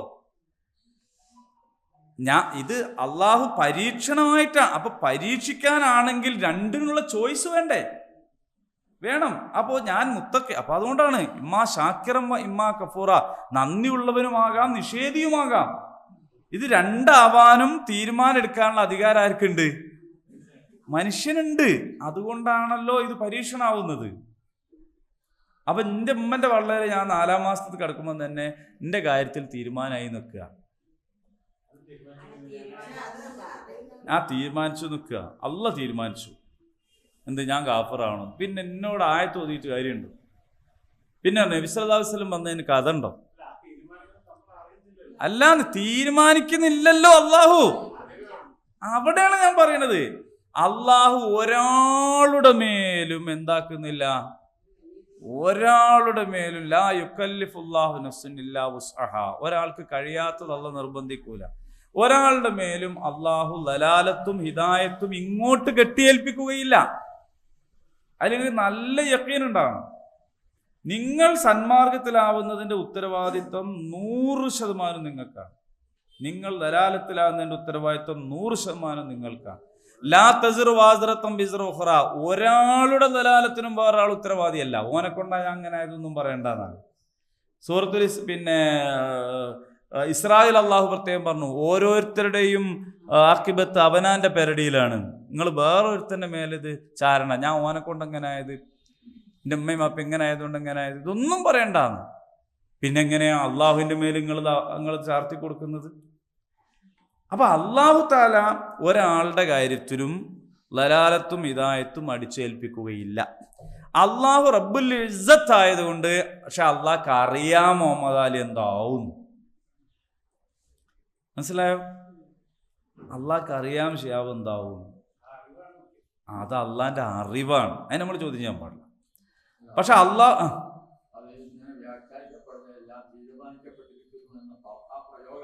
അവിടാണ് ആ സംഗതികൾ വരുന്നത്. ആ ഒരു പ്രയോഗത്തെ നിങ്ങൾ തെറ്റിദ്ധരിക്കരുത്. അതിൽ നിങ്ങൾക്ക് മനസ്സിലാവാൻ ഒരു ചെറിയ പോയിന്റ് കൂടി ഞാൻ പറയാം. അതെന്താന്ന് വെച്ചാൽ, അടിച്ചാൽ വേദനയാവുക, മുറിച്ചാൽ രക്തം വരിക, ഏതൊക്കെ സുന്നത്താണ് എന്ന് പറഞ്ഞാൽ പ്രകൃതി നിയമമാണ്. പ്രകൃതി നിയമത്തിന് സുന്നത്തുള്ള എന്നാണ് പറയാ. അള്ളാന്റെ നിയമമാണ്. ആ നിയമം അള്ളാഹ് ഉണ്ടാക്കി വെച്ചതാണ്. അത് അള്ളാഹ് തന്നെ തീരുമാനിച്ച്. അപ്പൊ കുത്തിയിട്ട് ചോര വന്നില്ലേ, അത് അള്ളാഹ് തീരുമാനിച്ചത് ശരിയാണ്. അത് സുന്നത്തുള്ള എന്ന് അതിന് പറയാം. അത് അള്ളാഹുവിന്റെ പ്രകൃതമാണ്. അതുകൊണ്ടാണ് പ്രവാചകന്മാരിൽ പോലും ചില ആളുകൾ രക്തസാക്ഷികളായി മാറിയത്. അപ്പൊ അവിടെ ചെന്നപ്പോൾ കുത്തുകൊള്ളാണ്ട് നിൽക്കണില്ല. മനസ്സിലായില്ലേ? അപ്പൊ അത് പ്രകൃതി നിയമമാണ്. ആ പ്രകൃതി നിയമം അതിനനുസരിച്ച് തന്നെ മുന്നോട്ട് പോവുകയും ചെയ്യും. ഇൻഷാ അല്ലാഹ്. അപ്പൊ നിങ്ങൾ നന്നായിട്ട് ഉതിർത്ത് ഔദൊക്കെ ചെല്ലിയിട്ട് വരണം എന്ന് പറയുന്നത് ഇതുകൊണ്ടാണ്. ക്ലാസ്സിലേക്ക് വരണം എന്ന് പറയുന്നത്. എന്നാലാണ് ശരിക്കും കയറുള്ളൂ. കേട്ടോ? ഇൻഷാ അല്ലാഹ്. നിങ്ങൾക്ക് ഇത് ക്ലിയർ ആയോ? ഇപ്പൊ ക്ലിയർ ആയോ? അൽഹംദുലില്ലാ. ഇതാണ്, ഇത്രേ ഉള്ളൂ. ഓക്കെ. നമ്മൾ ചെറിയൊരു പരാതി അല്ലെങ്കിൽ ഒരു പരിഭവം ഉണ്ടായിരുന്നു. ക്ലാസ് ഏകപക്ഷീയമായി പോകുന്നു ഇപ്പോൾ അടുത്തായതിൻ്റെ ശേഷം. അതൊരു ചർച്ച നടക്കണില്ല എന്ന്. ഇപ്പോൾ അത് സമാധാനമായി. അൽഹംദുലില്ലാ. ചർച്ച അതുകൊണ്ടാണ് ചർച്ച നടക്കാത്തത്. ഇൻഷാ അല്ലാ. ആയിക്കോട്ടെ. ഒരു ചോദ്യം ലാസ്റ്റ് ചോദ്യം.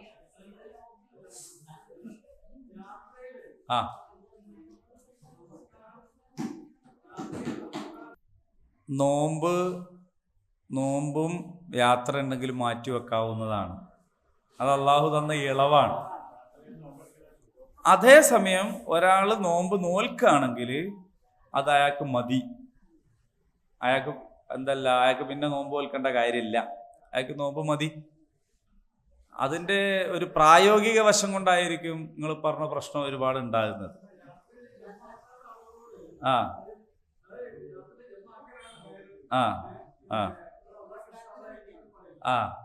അതെന്താന്ന് വെച്ചാലേ അള്ളാഹു തന്ന ഇളവുകൾ എടുക്കലാണ് നല്ലത് എന്ന് നിൽക്കാണ്. പക്ഷെ നോമ്പിന്റെ കാര്യത്തിലുള്ള ഒരു പ്രശ്നം എന്താന്ന് വെച്ചാൽ, റമദാനിൽ ഇപ്പൊ ഒരാൾ നോമ്പ് നോറ്റില്ലാന്ന് വിചാരിക്കുക, വീട്ടിലൊരു പാടാണ്. നിസ്കാരത്തിന്റെ വിഷയത്തില് ചുരുക്കിയാല് പിന്നത് നീർത്തേണ്ട കാര്യമല്ല. മനസ്സിലായില്ലേ? അപ്പോൾ യാത്രക്കാരനാവുമ്പോ നിസ്കാരം അങ്ങനെ ഉണ്ടല്ലോ, ഒരു എളുപ്പവും സൗകര്യവും. അള്ളാഹു എളുപ്പമാണല്ലോ ഉദ്ദേശിക്കുന്നത്. അപ്പോൾ ഒരാള് യാത്രയിലായിരിക്കെ നോമ്പെടുത്താൽ അതങ്ങോട്ട് കഴിഞ്ഞു, പിന്നെ ബാധ്യതയില്ല. സുഖാണ്. ഇത് പിന്നത്തേക്ക് വെക്കാറിഞ്ഞാല് നിങ്ങൾ ആലോചിച്ച് നോക്കൂ, റമദാനിൽ അല്ലാത്തൊരു ദിവസം നോമ്പ് വെൽക്കണ അവസ്ഥ എന്താന്നുള്ളത്. അതാണ്, അതുകൊണ്ടാണത്. രണ്ടാണ്. ഓക്കെ, ഇൻഷാ അല്ലാഹ്. അള്ളാഹു ഉപകാരപ്രദമായ വിജ്ഞാനത്തെ വർദ്ധിപ്പിച്ചു തരുമാറാകട്ടെ. റബ്ബനാ ആതിനാ ഫിദ്ദുനിയാ ഹസന വഫിൽ ആഖിറതി ഹസനത വഖിനാ അദാബന്നാർ. വാഖിറു ദഅവാനാ അൽഹംദുലില്ലാഹി റബ്ബിൽ ആലമീൻ.